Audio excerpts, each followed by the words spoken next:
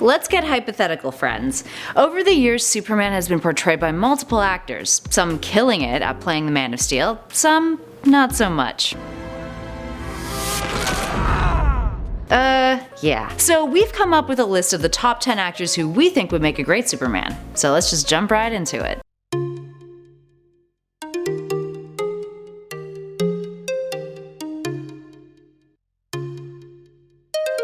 At number 10 we've got Ian Somerhalder. I get why people would want Somerhalder to play Superman. He's good looking, he's charming, he's swooned girls for years when he was on the Vampire Diaries. I personally don't really see him as a good fit for the Man of Steel, mainly because I have a really hard time visualizing him in the iconic suit, but the internet seems to be really pushing for Somerhalder to eventually toss on the cape and give Clark a go. At 9 we've got Gabriel Macht. Any of you guys fans of suits? Well, Gabriel might not be the first actor to come in mind when debating about who would make a great Superman, but he's definitely got the face and physicality fitting of the part. Look at that chiseled jaw. Plus his on-screen charisma is quite compelling, although I think it would be a little hard to imagine him pulling off Superman's alter ego Clark Kent without raising a few eyebrows. He's just too damn suave. Up next today, we've got Jim Caviezel. Hey, you guys remember Jim Caviezel, right? The guy who played Jesus in The Passion of the Christ? Well, luckily that wasn't his last project, as he starred in CBS's Person of Interest for a handful of years, where he played a former CIA agent turned vigilante. Seems appropriate. And this isn't the first superhero Caviezel has been suggested to play.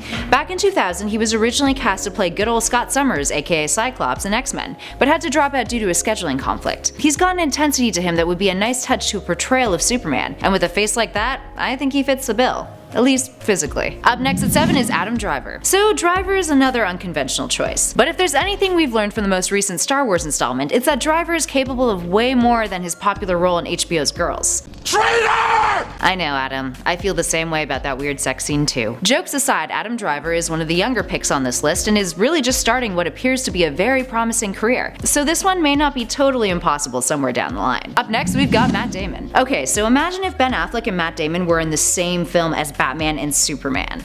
I feel like that would be way more fun than watching Affleck and Henry Cavill. Imagine the chemistry, the improvised banter. Perhaps they'd actually give DC some spark to their films. Damon's got that wholesome American boy vibe going on, even though he's in his 40s. And at number 5, we've got Will Smith. You know what would be cool? If Superman wasn't a white dude for once. Now don't get butthurt, friends. Over the years, there's been multiple reimagining of some of our favorite comic book characters, and you can't deny that having Will Smith take a shot at Kal-El would make for a really interesting film. Will Smith definitely has the acting chops to handle a role this massive, but it's likely that it'll never happen because he's already playing a potentially ongoing character in the DC cinematic universe. In at 4, we've got Matt Bomer. Another natural choice because of how damn attractive he is. Matt is another fan favorite online as a potential Superman. He looked pretty damn slick in that suit though, it's undeniable. Plus Matt has a really diverse background of roles that he's tackled in the past.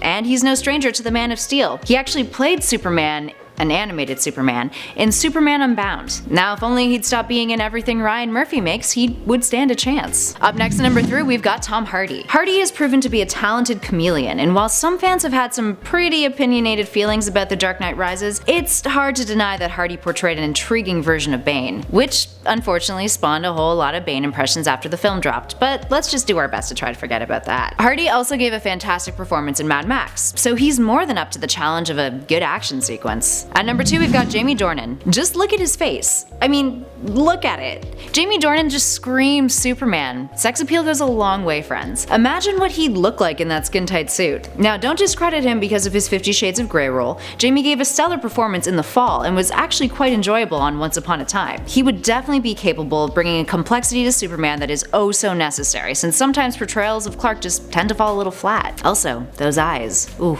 And finally, at number 1, we've got Nicolas Cage. Now hear me out. While Nick Cage's name can muster up a lot of things aside from the Man of Steel, not the beast!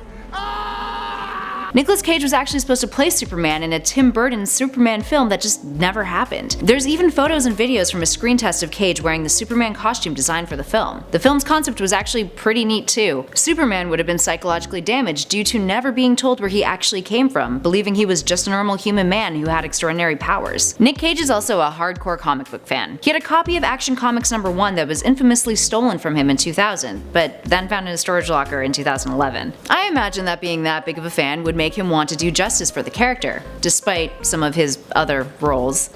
Not the beast! Cage is actually a pretty good actor. He won an Academy Award.